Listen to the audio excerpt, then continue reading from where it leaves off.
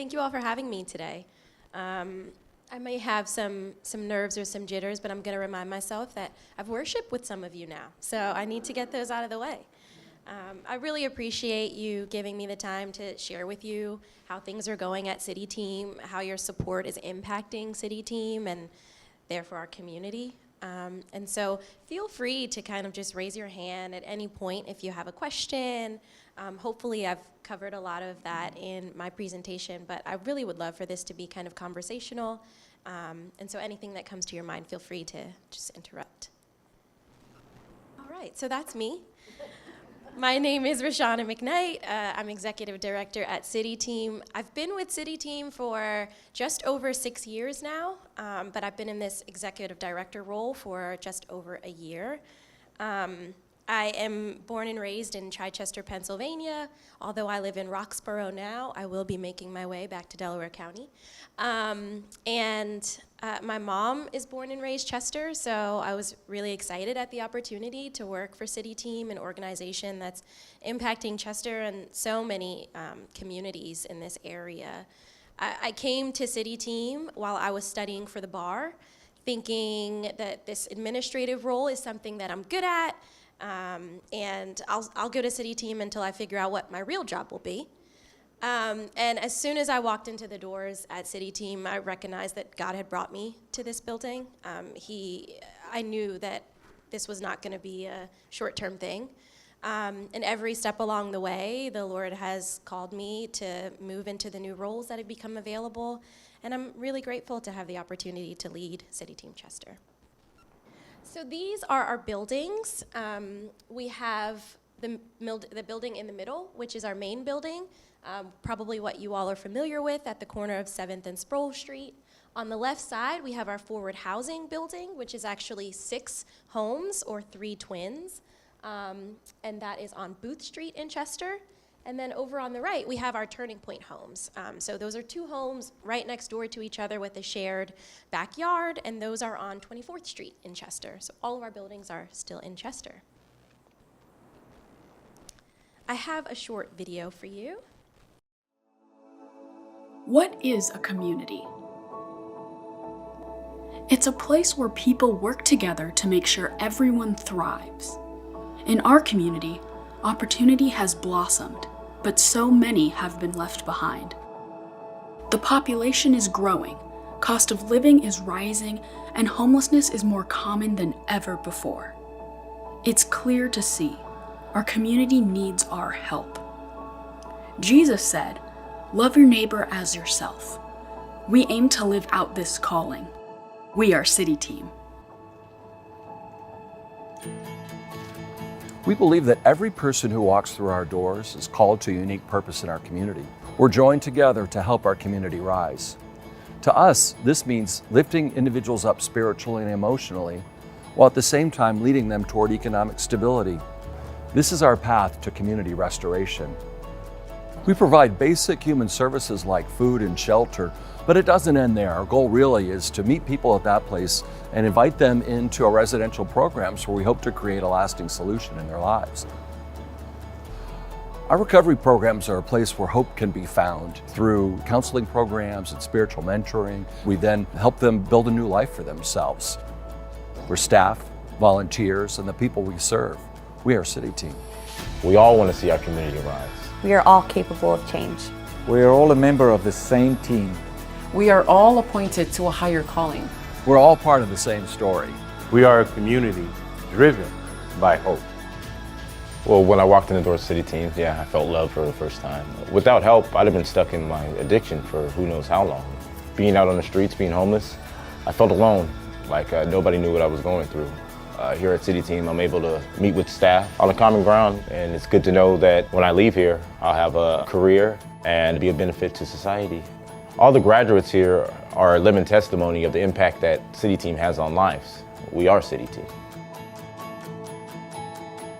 We believe that education is a key part of the solution.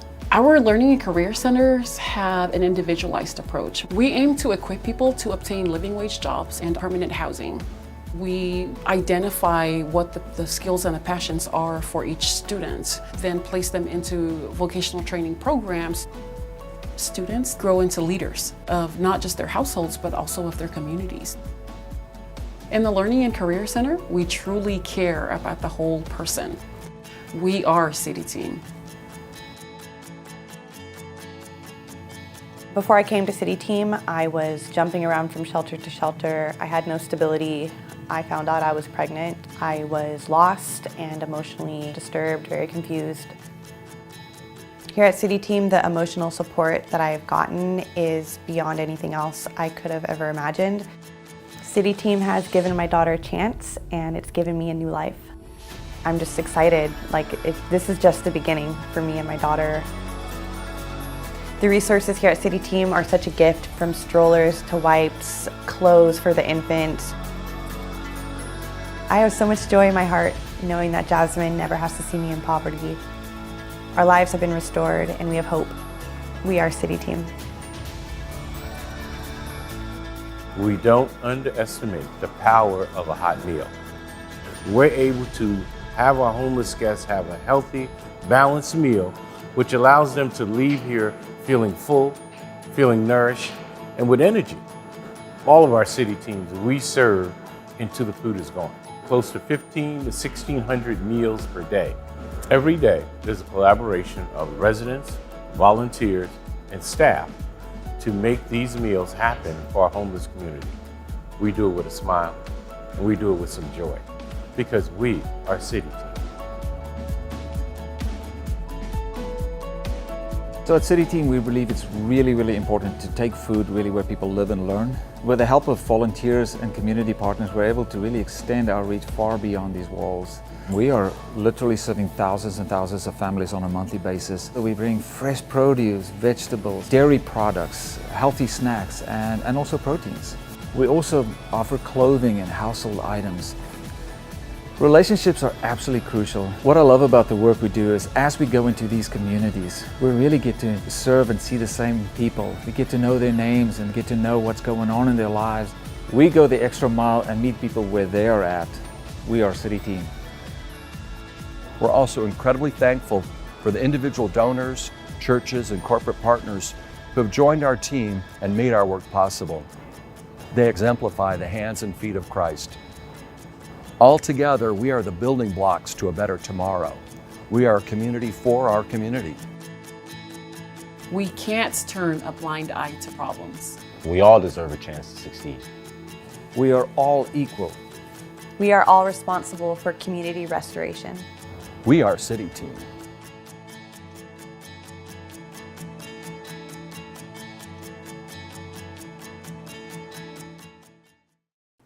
So I wanted to play that video because even though I'm going to speak about each of our individual programs, I think it's really difficult to understand what they look like and how they operate, especially because so many of our programs are operating out of one building.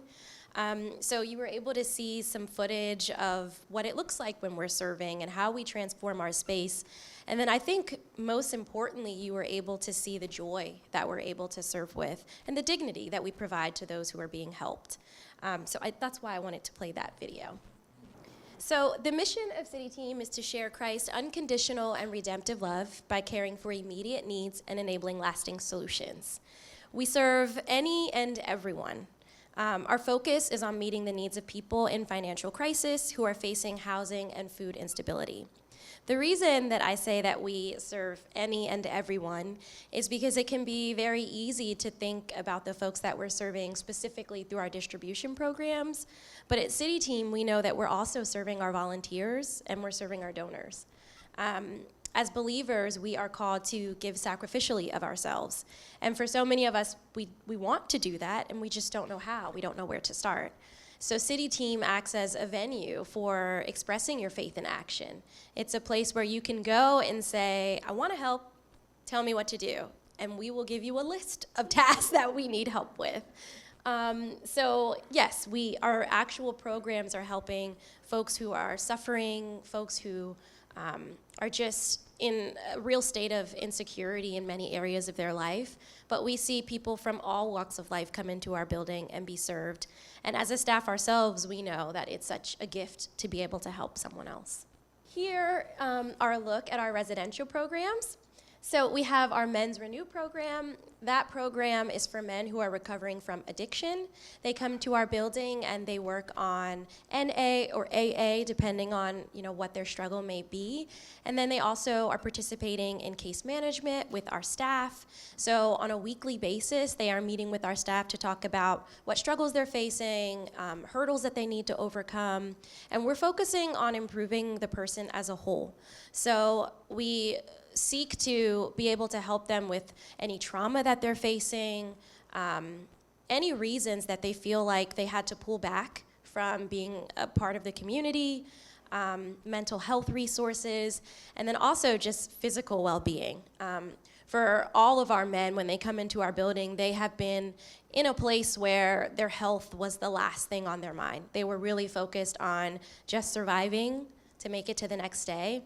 And so we're able to kind of give them a pause and a moment to figure out all that it will take to make them healthy on the inside and the outside.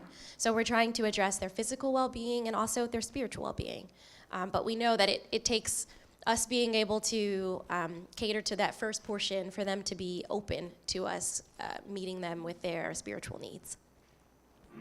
We also have our Forward Housing program. So with that program, graduates of our Renew program are able to move in and they have another level of independence. At the same time, they have the support of a sober living environment. So they meet together for house dinners and other community events, and they become a part of our really trusted alumni network. Most of the men who wind up going into our Forward program also become interns with us. So they're still working on themselves and being able to reach the next stage of independence, but recognizing that it's important for them to stay connected to their sober environment and to the community that they've built while being in our building. They also spend about 20 hours, if they do sign on for the internship, mentoring the men who are currently in the program. So they're able to offer that fresh perspective of, I've been where you are, this is a safe space, and this is a space that's going to support you with any problems that may arise, whether you're still in our Renew program or outside of it. And then we also have our Turning Point for Men program. You may be familiar with what this program, it used to be called our Second Chance program, but it's now called our Turning Point program. And so essentially it's an opportunity for men to come into our building and live with us for about a year to 18 months. And during that time, we are helping them to figure out career or educational goals, whichever they may be interested in, and helping them to re-enter the workforce. For many of the men who come into our Turning Point program, addiction may have been something that they struggled with in the past, but they have a sustained period of sobriety. And so although they're going to continue their NA or AA supports, that's not necessarily what they're coming to us for support with. And so we help them by connecting them with folks who we've built connections with to secure employment, and we do job training, we do some mock interviews and all those kinds of things that help someone to be comfortable and confident re-entering the workforce. And specifically for our Turning Point men, most of them have a wide array of job experience, but it may have been under the table work. And so they need help figuring out how they can put that on their resume and how they can communicate that to a potential employer. And also the support of City Team just to say, hey, we are working with this man, so they are committed to being just a reliable part of your team. And our newest program is our Turning Point for Women program. So that was the picture of the two houses that were on the right side of the page. That has been really exciting. It came about because in our other programs, we had women coming to our building in need of help. And we were able to meet their immediate needs, but we weren't able to meet the need of the long-term transformational support. And so we were really thankful that the Lord provided just the perfect homes for these women and their children to come in. In one home, we are serving young women and their children. It's apartment-style living, and we're able to serve 5 families. And in the house right next door, we're able to serve 6 single women. And that's more like dormitory-style living. So they share rooms in that home and a shared kitchen. and we're able to serve 6 women. I'm not sure if I said that. And so that's been really exciting.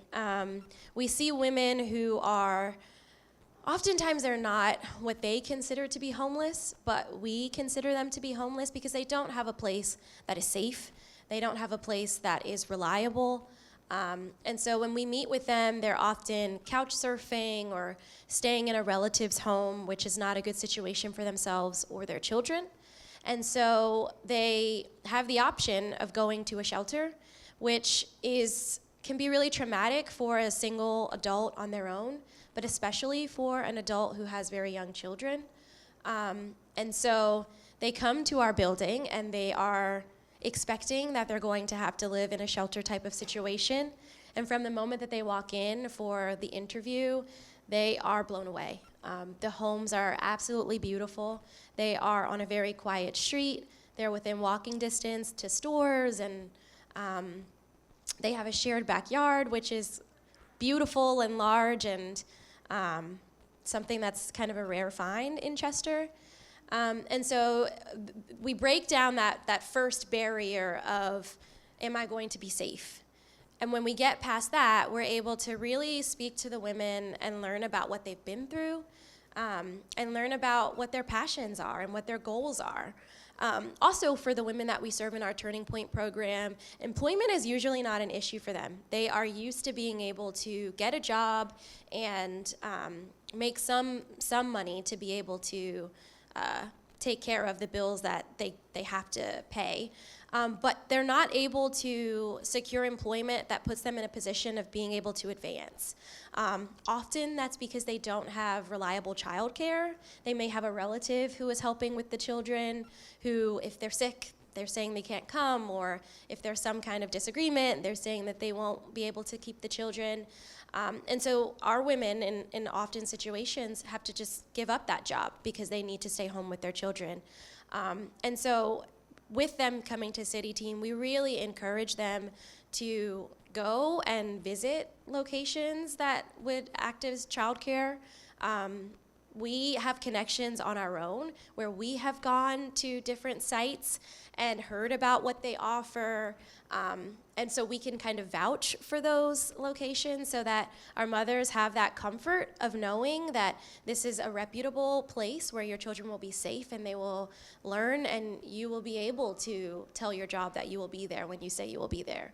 And then oftentimes for our women as well, they are in a career based off of what their family has done. So they don't really recognize that there are other opportunities out there that will help them to secure a living wage and not just a wage. So we've recently had some women in our program who've completed some educational training. One of the women in our program just completed a medical coding and billing course.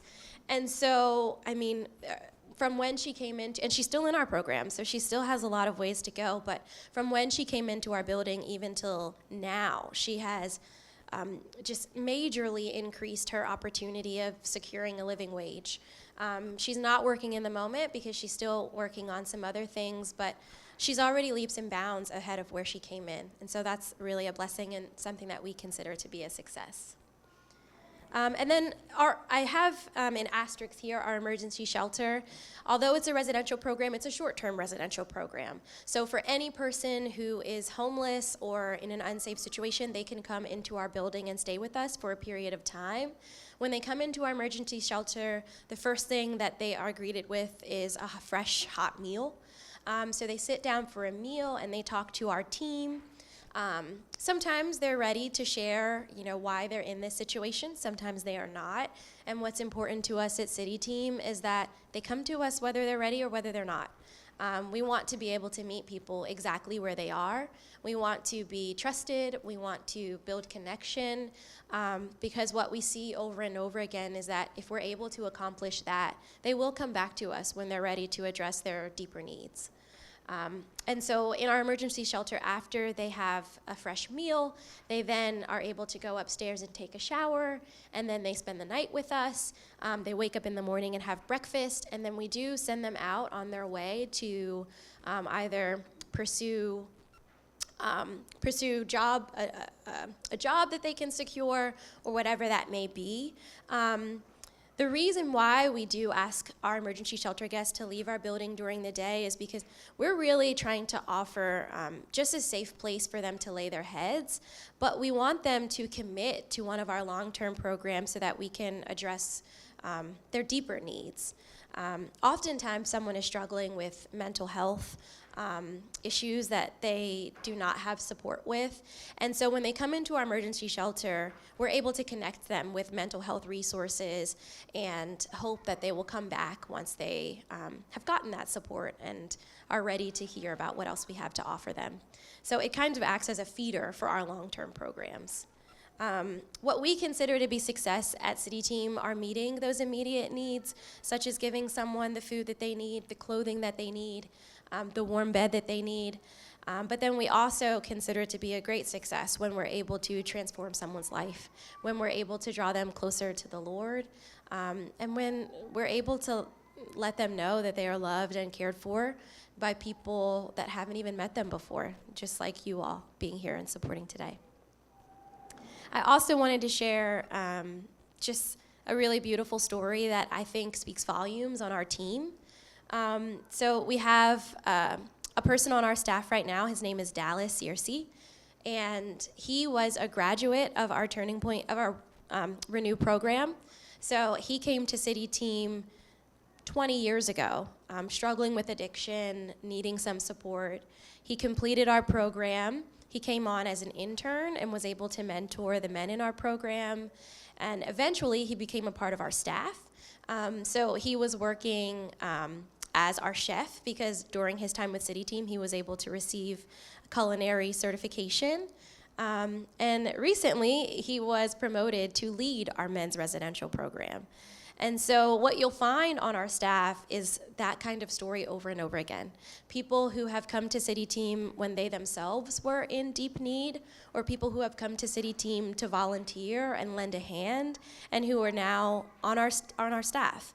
And so that puts us in a really great situation to be able to show hospitality, to be able to show just reckless love and care for the folks that we serve, because we've been on the other side of it.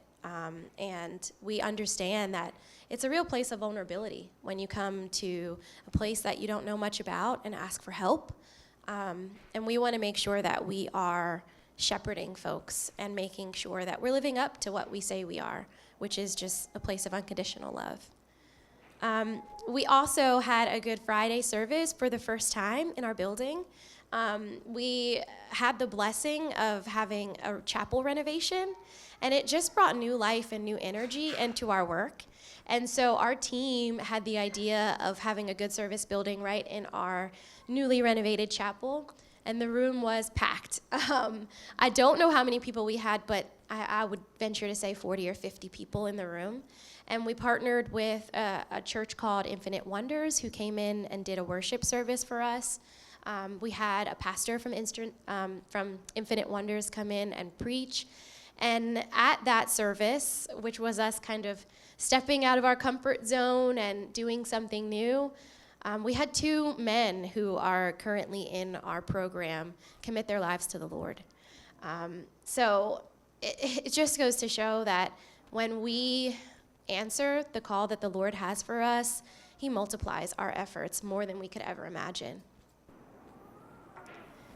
So I also wanted to speak about just the food insecurity issue throughout Pennsylvania, to talk about why we have the rest of our programs.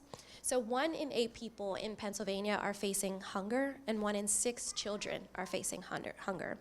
So of course, City Team is passionate about trying to bridge that gap. I should share that City Team started as a soup kitchen. So we knew that it was important for us to be able to get people the food that they need. And through that program, we created relationships. And that's how we wound up opening these other programs, which are able to serve other needs in the community. But so no matter where our growth goes, we're always going to make sure that we are meeting the needs of folks who are hungry.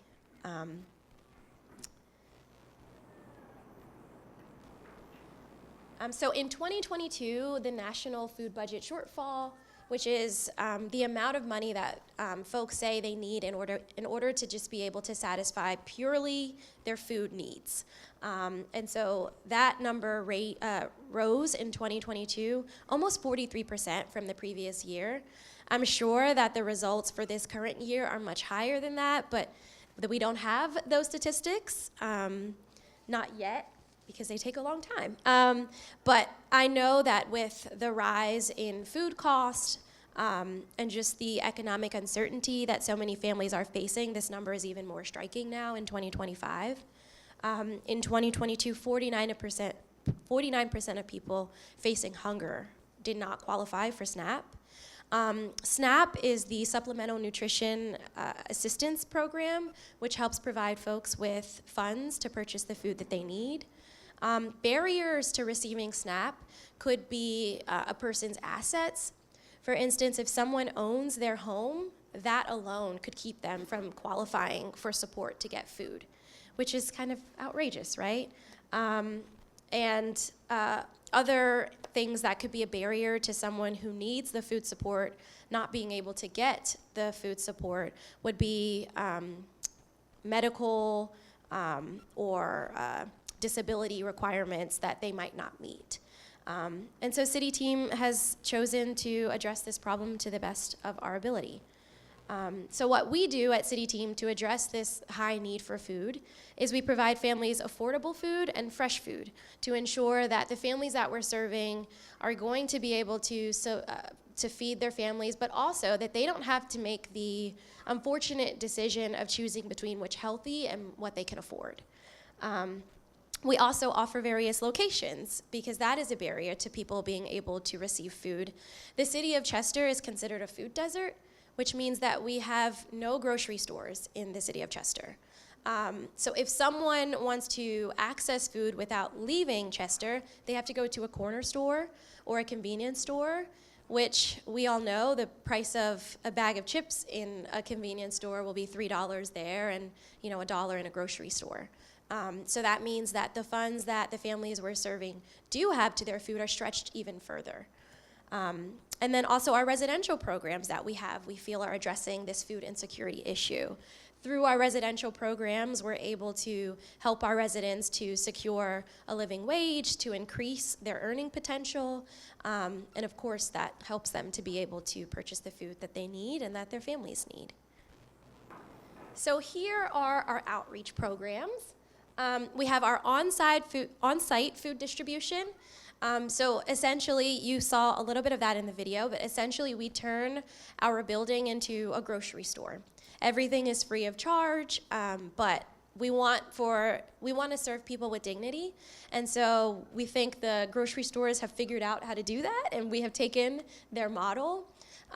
So we are able to receive food through programs like Philabundance and partnerships with grocery stores. They give us what they consider to be food waste, but what we know is not food waste. So they will give us any surplus that they have before it has reached spoilage. We have got volunteers come into our building and sort through each and every one of those items because we don't even want to put spoiled food on the table because we do know that that is removing the dignity from our serving.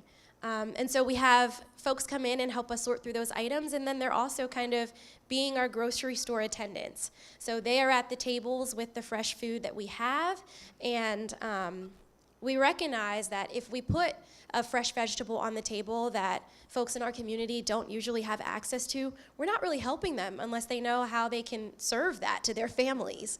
And so we have just great conversations among our volunteers and the guests that we're serving where we talk to them about how we prepare the food and how we think it tastes best. And once again, that's just creating a deeper connection and establishing a relationship in a time where someone might be really feeling most comfortable putting their head down, getting the food they need, and walking out of our building. We also have our mobile distribution sites. So with the fresh produce distribution and the non-perishable distribution that happens in our main building, it's during typical business hours, so between 9 and 5, Monday through Friday. And we know that a lot of folks who are experiencing food insecurity are in the workforce, so they aren't able to make it to our building between those hours. So in 2020, we established our mobile food programs where we go into the community. So we have 6 mobile food sites right now. Those are spread out between churches, senior citizens' homes, community centers, any place where we know it's already been shown to be easily accessible to a neighborhood. We will go and we will set up our food there, and folks are able to shop there. So it increases their access to the food, but it also adds another level of comfort because they're going to be interacting with the people that are in their community on a daily basis, people that they sit beside in church, or people that their kids are on the same basketball team with. And so that was something that was really important to us as well. We also have our seasonal outreaches. So for Thanksgiving, Christmas, and Easter every single year, we distribute food boxes along with a turkey or a ham to each family. For Christmas, we also distribute about 2,200 toys to children who are in need. And for Easter, we just distributed 400 Easter baskets. So it's important for us at City Team not just to do what we think is necessary, but to do what people deserve. So it would be easy for us to say, let's get food into the homes of those who need it. But we also want to help them to create new memories as a family. We want to give them opportunities to fellowship together as a family. And for so many of us, that happens for Easter when we come together, whether that's coming together for church or coming together just for a family meal. And so we try to make sure that we're thinking about those special touches that we can do to just have a greater impact. We also have our evening meals that we serve out of our building every single day. Without fail, someone can come into our building and eat dinner with us. We see our most vulnerable guest come in for that evening meal.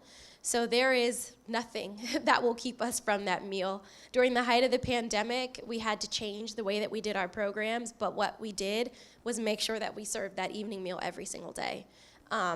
Just from the feedback that we get from folks who are coming to that meal, oftentimes it's the only one that they can count on that day. So they figure out their entire day based around how they're going to get to City Team by 4:30 to make sure that they're going to get that meal. So it's often a first touch point for folks in our program. They may be coming in to receive a meal, and through their time in our building, just sitting down, getting out of the elements, we're able to have conversation and talk to them about what else we have to offer. We're able to invite them to our Hope Cafe dinner, which is also an evening meal, but an elevated evening meal, and includes a worship service. We're able to talk to them about our residential programs. We're able to offer them a bed for the evening. We really just try to wrap around a person on a whole and be able to offer them whatever they need in that moment. I mentioned our Hope Cafe meal. It is a favorite among our volunteers. So 2 Saturdays a month, we open our building and turn it into a restaurant. So we have a volunteer group of about 16 to 20 people come in, and they put on their aprons, they serve as our food runners, they're bussing tables, they're our waiters and waitresses, they're asking people how they can pray for them, they're greeting them at the door, they're asking if there's something else that we could do. And so it's a perfect opportunity if it's your first time volunteering with City Team, because everyone knows what you want to feel like in a restaurant. Everyone knows that you're supposed to be kind. Everyone knows that you're supposed to make sure you get them food quickly. You're supposed to monitor whether their drink is empty and all those kinds of things. So it's good for any comfort level, and it's good for any age. On Easter, I had my 4-year-old in the building acting as a waiter, serving the folks. And he took it seriously. He was like, "Mom, are we gonna get any more guests at our table?" And I was like, "We have to share them. There are other waiters and waitresses." But it's really beautiful, and it gives folks of all ages and all backgrounds the opportunity to just show love and kindness to someone. And it breaks the tension for our guests of just knowing that people are here to serve them, there's no expectation, and they're gonna get an amazing meal to top it all off. We also have our mother and baby program. So that's this picture that you can see here. It's set up to be like a shopping store. So we have racks along the sides of the walls and racks in the center. And then what I think might be most important is we have a little area with books and toys for the kids to sit down and play while the moms shop. We primarily serve mothers in this program, but we also see grandparents, we see foster parents, anyone who is helping to raise a child is welcome to come in. Anyone who knows someone who is helping to raise a child is welcome to come in. We don't ask many questions. We trust that if someone is coming into our building or they're waiting in line to receive food, that they have a need for the food. And the truth is that if that person didn't have a need for the food and they were coming and waiting in line for food in our building, then they have a much deeper need, which we're going to be able to hopefully serve and support them in when they get into our building. And then we also have our adult clothing program.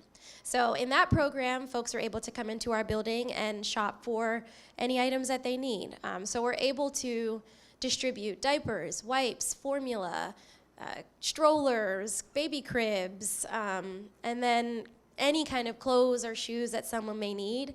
A lot of time we have folks come into our building who are saying that they've got a job interview and they have nothing to wear because they've been living on the streets, or maybe they've been, just making it with what they already have. And so we're able to really take them in and ask them what their sizes are and walk through the aisles and ask them what their taste is and what color they're looking for, and all of those things that really just help them to feel comfortable and prepare them for the confidence they need to go and ace that interview. And then you may be asking how we incorporate our faith into each one of our programs. Our Christian faith is the foundation for everything that we do at City Team. It's what we consider to be our greatest success, is when we can connect someone to the love of Christ. So what we do is in our outreach programs, we build connection and we build trust. So no person has to proclaim a faith to come into our building to receive services. They don't have to proclaim a faith to graduate from our program. But what they do have to do is participate in our faith. So they are going to be a part of prayer because we know that there's power in prayer. They are going to be a part of our Bible studies, which are required for all of our residential programs. And then also in our residential programs, they are required to go to church every week. They can choose the church of their choosing, but it's important that they have a faith community. And we don't want them to rely on City Team for that. We are happy to be a part of that, but we don't want to be the only part of that. As I'm sure you can imagine, when someone is in recovery and trying to maintain their recovery, it can be easy to find comfort in one area and stick to that area, but there's not strength in finding comfort in one area and sticking into that area. So we really try to expand the community of our residents by making sure that they're going to a church. We also try to partner with local churches for all of our special events. So as I mentioned, our Good Friday service, we had a group from Infinite Wonders Ministry come in. For our graduations, we ask churches to host us, or even when we have graduations at our building, we offer churches the opportunity to come in and provide refreshments and build connection with our current residents and our graduates. And we've seen tremendous success in that. So often we have a graduation for our residents and it's their first time stepping into that church and they were moved by the Holy Spirit. And then we find out that they're now attending that church and becoming a member of that church. So what we do is try to do our part by making sure that we're exposing them to all of these amazing just foundations that can be found in each of the churches in this area. And then on a smaller side, for our outreach programs, we do play worship music. We have opportunity for children to sing and dance along to the Word of God, oftentimes without even knowing it. And what we know is that for children, those kinds of things have a deeper impact than we can even imagine. So when they're raised up, in the Word and speaking the words of God themselves, it sticks with them. And even if they are not brought to Christ in their childhood, oftentimes it draws them much closer when they're an adult and, making their own decisions. And then probably the last thing that I would add is just that we always offer our guests the opportunity for us to pray with them. When we have guests who are in line to receive our services, or residents who may be, walking around the building, and you can just see that they've had maybe a difficult phone call. They're going through a lot when they're in our program. They're trying to bridge connections with loved ones that they have ruined when they were active in their addiction or, living homeless. And so every day is not, what they would consider to be a good day, but every day is a day where they are drawn closer to the Lord. And so at any point in time, they're going to be stopped by someone in our building. Sometimes it might be a volunteer in our building who's just going to say, can I pray for you? Can we pray together right here and right now? And so that is something that we know is powerful and also easy. If someone turns us down, then we pray for them on our own. But if we have the opportunity to stop right there and pray for them in that moment, then we take them up on that every time.